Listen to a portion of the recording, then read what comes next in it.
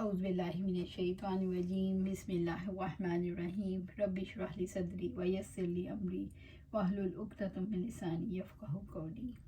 ہم دیکھ رہے تھے استقامت والے صحابہ کرام رضی اللہ تعالیٰ عنہ کے ساتھ صحابیات نے بھی اسلام کے لیے ہر قسم کی تکلیفیں برداشت کی اور ان کے ایمان میں ذرا برابر بھی تزلزل واقع نہیں ہوا۔ سمیہ رضی اللہ تعالیٰ عنہ نے اسلام قبول کیا تو ان کے کفار نے طرح طرح کی اذیتیں دینا شروع کی۔ سب سے سخت اذیت یہ تھی کہ ان کو مکہ کی تپتی ریت میں لوہے کی زرہ پہنا کر دھوپ میں کھڑا کر دیتے، لیکن اس کے باوجود وہ اسلام پر ثابت قدم رہی۔ ایک دن کفار نے حسب معمول ان کو لوہے کی زرہ پہنا کر دھوپ میں زمین پر لٹا دیا۔ اسی حالت میں آپ صلی اللہ علیہ وسلم کا گزر ہوا تو فرمایا، صبر کرو، تمہارا ٹھکانہ جنت میں ہے۔ لیکن کفار کو اس پر بھی تسکین نہیں ہوئی اور ابو جہل نے ان کی ران میں برچھی مار کر ان کو شہید کر دیا۔ چنانچہ اسلام میں سب سے پہلے شرف شہادت انہی کو نصیب ہوا، اور صحابیات کی یہ سب سے بڑی فضیلت ہے کہ سب سے پہلے ایک صحابیہ نے اسلام قبول کیا اور سب سے پہلے ایک صحابیہ رضی اللہ عنہ نے شرف شہادت حاصل کیا۔ کفار نے صحابیات کو طرح طرح کی اذیتیں دی، لیکن ان کی زبان سے کلمہ توحید کے سوا کلمہ شرک نہیں نکلا۔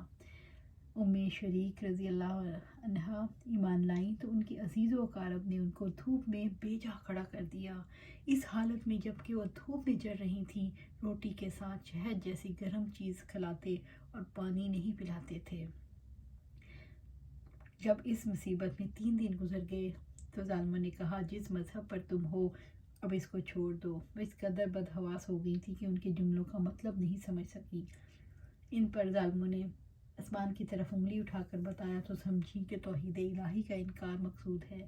بولی، اللہ کی قسم میں تو اب تک اس پر قائم ہوں۔ سیدہ خنسا جنگ قادسیہ میں عرب کی مشہور شاعرہ سیدہ خانسہ رضی اللہ عنہا بھی شریک تھیں۔ سیدہ خانسہ کے رضی اللہ عنہا کے ساتھ ان کے 4 بیٹے بھی شریک تھے۔ شب کی ابتدائی حصے میں جب ہر سپاہی صبح کے ہولناک منظر پر غور کر رہا تھا، آتش بیاں شاعرہ نے اپنے بیٹوں کو یوں جوش دلانا شروع کیا، پیارے بیٹوں، تم اپنی خواہش سے مسلمان ہوئے اور تم نے ہجرت کی۔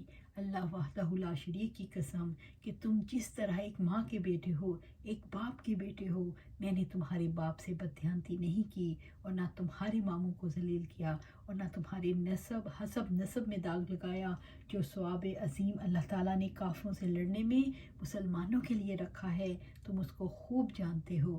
خوب سمجھ لو کہ آخرت جو ہمیشہ رہنے والی ہے اس دار فانی سے بہتر ہے۔ اللہ تعالیٰ فرماتا ہے، یا ایھا الذین آمنوا اصبروا وصابروا ورابطوا واتقوا اللہ لعلکم تفلحون۔ سورۃ آل عمران آیہ 200۔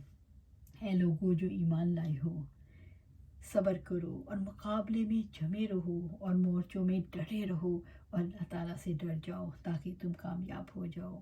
کل جب خیریت سے تم انشاءاللہ صبح کرو تو تجربہ کاری کے ساتھ اور اللہ تعالیٰ سے نصرت کی دعا مانگتے ہوئے دشمنوں پر جھپٹ پڑنا، اور جب دیکھنا کہ لڑائی زوروں پر ہے اور ہر طرف اس کے شعلے بھڑک رہے ہیں تو تم خاص آتش دان جنگ کی طرف رخ کرنا، اور جب دیکھنا کہ فوج غصے سے آگ ہو رہی ہے تم غنیم کے سپہ سالار پر ٹوٹ پڑنا۔ اللہ تعالیٰ کرے کہ تم دنیا میں مال غنیمت اور آخرت میں عزت پاؤ۔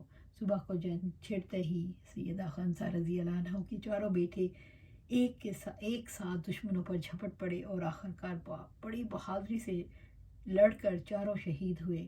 سیدہ خنسا رضی اللہ عنہ کو جب یہ خبر پہنچی تو اس نے کہا، اللہ تعالیٰ کا شکر ہے جس نے بیٹوں کی شہادت کا مجھے شرف دیا۔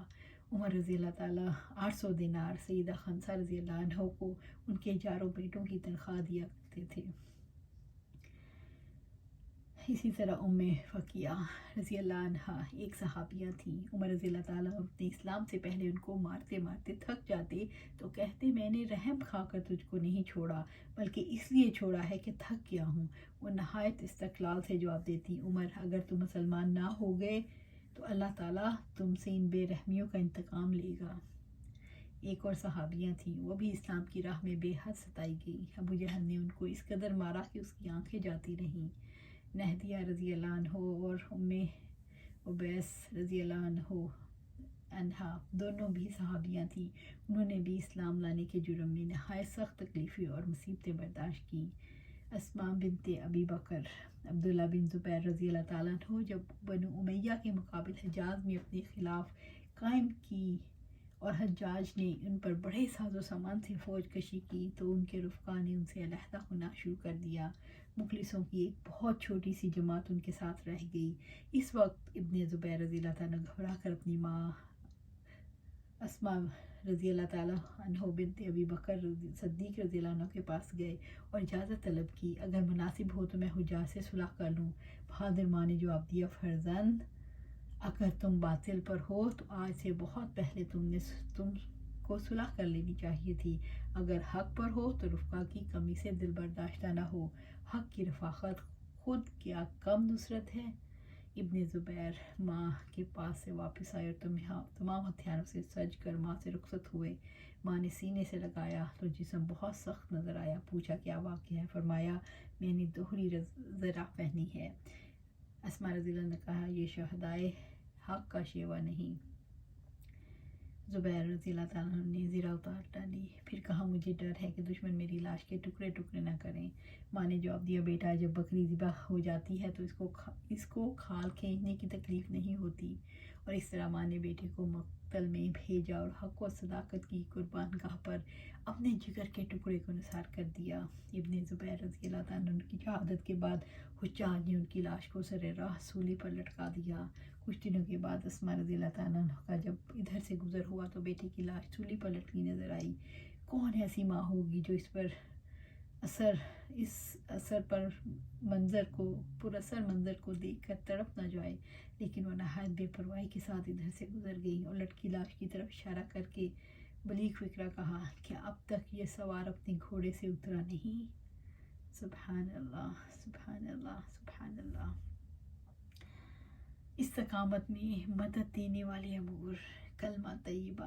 استقامت یعنی مستقل مزاجی اور ثابت قدمی میں سب سے زیادہ مددگار کلمہ طیبہ ہے جس کے ذریعے اللہ تعالیٰ دنیا کی زندگی اور آخرت میں مدد فرماتے ہیں.